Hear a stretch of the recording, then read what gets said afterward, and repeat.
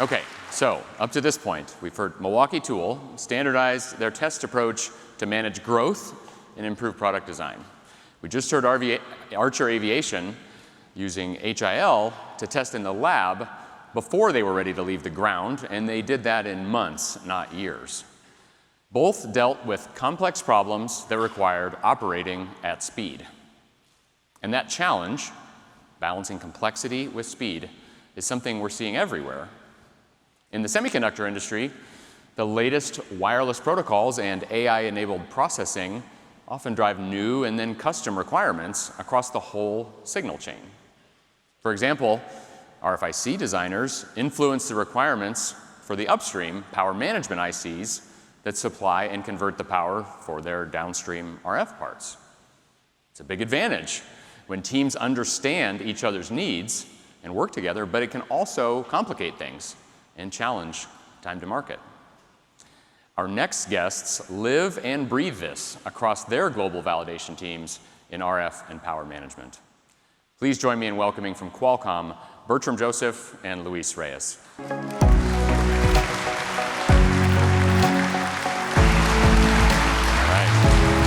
Hello. Welcome, gentlemen. Thanks. Okay, I'm sure our audience knows a little bit about Qualcomm, but tell us about how RF and power management come together in your products and then how that influences your approach to validation. Sure. Qualcomm uses technology to help shape a better future for all, enabling a world where everyone and everything can be intelligently connected. We started with CDMA and 2G, but over the years we have evolved into a connected compute company with market leadership across the latest wireless standards, and we're leading the charge for future standards like 6G. And power management ICs, or PMICs, aren't just components for us. They are enablers of our new technologies, and we require specialized PMICs to support our RF performance advantage across various applications. So Luis and I work together to align our roadmaps and share best practices across our validation teams. Yeah, and we've been working with the Qualcomm team for years, maybe decades in some cases. And it feels like the core job is kind of the same, but the tools and the technology have really changed a lot, right? That's right. Products are becoming more complex and more connected, which brings new measurement requirements and test cases. Plus, new application areas like automotive demand stricter quality control. Yet, the time to market pressures only get worse. To address these challenges, we need scalable, reusable, and connected validation solutions so that we can operate effectively as a global team. And I'd say this is a core challenge that we see with legacy test and measurement approaches. If you're going to build a validation bench of standalone box instruments with an unmanaged software strategy, you're just not going to be able to keep up. The measurements aren't fast enough. You can't synchronize easily. The code isn't reused. It's really hard to evolve. Obviously, you're hearing this week about a more intelligent approach to move toward a modular platform that's software connected and kind of built to scale. Does that sound about right to you guys? Exactly. And automation made a big difference and was an important first step. However, as we evolved and grew, it became more important to replicate or reuse a common set of validation equipment and software. Qualcomm has standardized on PXI and NI software as the core of our global RF and PMIC validation benches, allowing us to reuse a common set of equipment and measurement code across global teams, but in a way that provides flexibility to upgrade or evolve the systems as requirements change. Yeah, and I'd say that point is really important, Luis. You know, doing the work of defining an appropriate standard can be a lot up front, but boy, does it free you to scale down the road. I mean, it pays off once you've done it.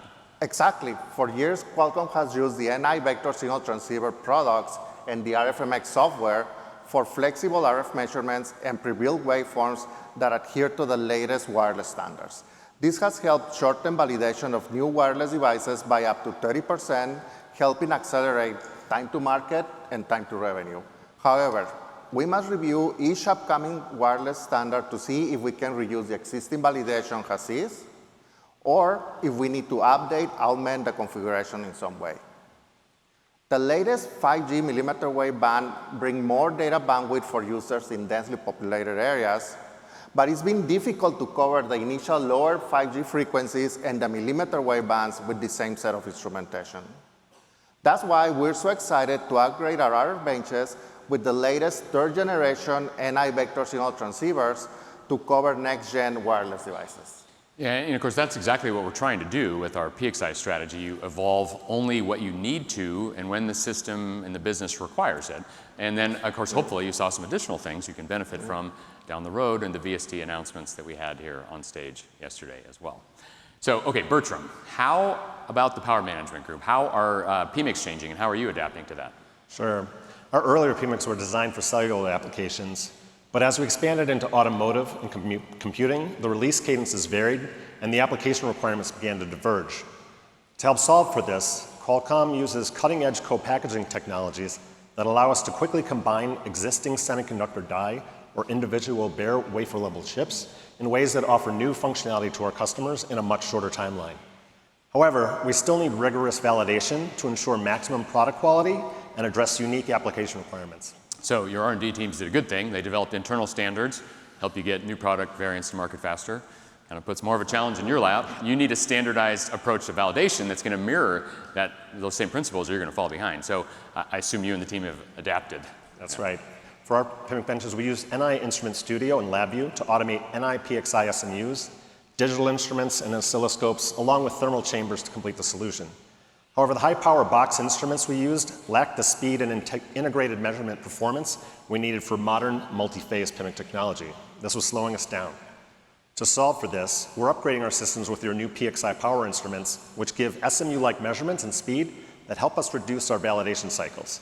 And with System Link, we can tie it all together to know exactly where our systems are located, their calibration status, and what software is installed from anywhere in the world. That is great. I love it. It's truly been a pleasure partnering with Qualcomm over these years and seeing what you guys are doing in RF and power management. Thanks so much for being with us here today.